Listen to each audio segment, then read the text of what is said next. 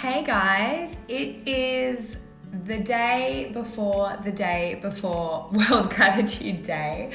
And I hope that for those of you who watched my video on Thankful Thursdays, I hope that you implemented that in some way today.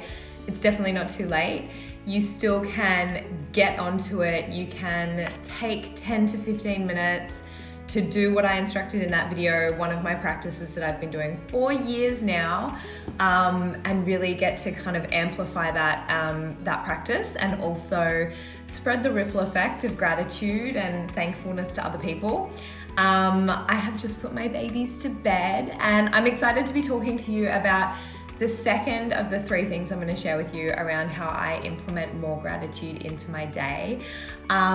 So I'm obviously, well, not obviously, but I am an integrative nutrition health coach. So what that means is I help people with their relationship with food. I help people with the stories that they tell themselves. I work a lot on people with living more intentionally, but a lot of what I do does revolve around food, and not just so much what we eat, but also the way that we're eating and our relationships. So one of my second gratitude practices that I started implementing on and off when I became a health coach, but really have started amplifying since my kids got a little bit older, was a gratitude practice around food. So I got this idea from Alicia Silverstone. She was one of the lecturers when I studied at Integrative Nutrition. And if you want to know more about that, you can go into my Instagram story highlights and click on the one that says IAN, and you'll learn a little bit more about where I studied and how I became a health coach.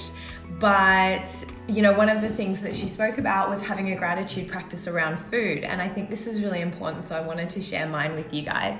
So I don't do this every time I eat. I could definitely be better with it, but I'm becoming very mindful to do it when I'm eating with the kids, so that they're kind of encouraging themselves to be more aware of where their food came from. So what we do some nights when we're sitting down for dinner is we hover our hands over our food, because that kind of gives you a bit of a trigger, a mental, a physical and emotional trigger of like, okay, this is the time when I'm really slowing down. So we hover our hands over our food, not touching it, and we talk about where the food came from. So if I cooked it, the girls talk about mummy cooked the food, thank you mummy.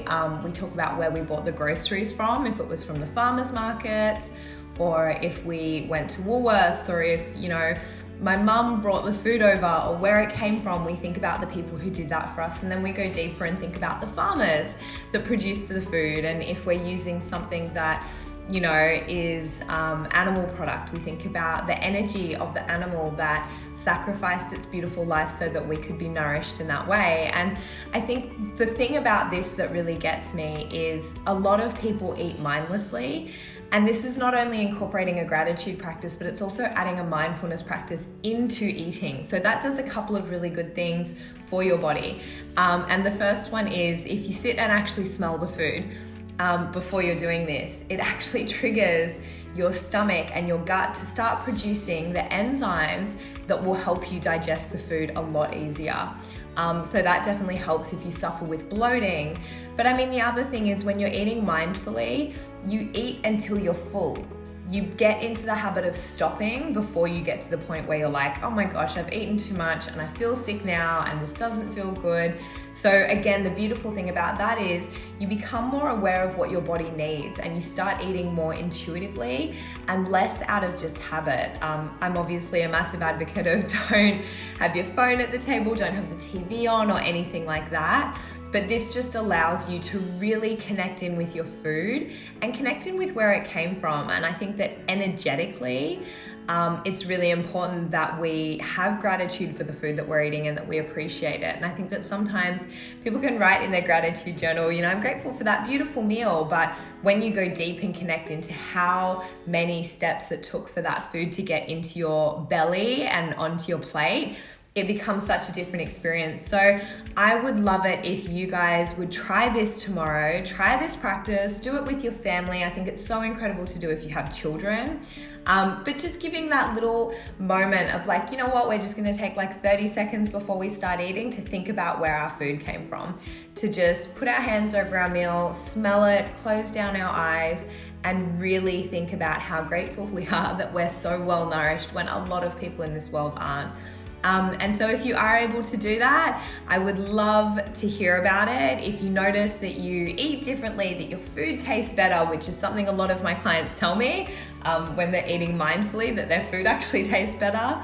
But any of those things, I would love to hear about it. And if you feel like this is a practice that more people should be doing, please take a screenshot, post this in your Instagram stories, tag me in it so that I can see it, and let people know that we're celebrating World Gratitude Day on Saturday, and this is just an incredible way that we can get more people being more intentional about the way that they practice. So of course, come back tomorrow. I'm gonna have my final and most impactful gratitude tip coming up tomorrow.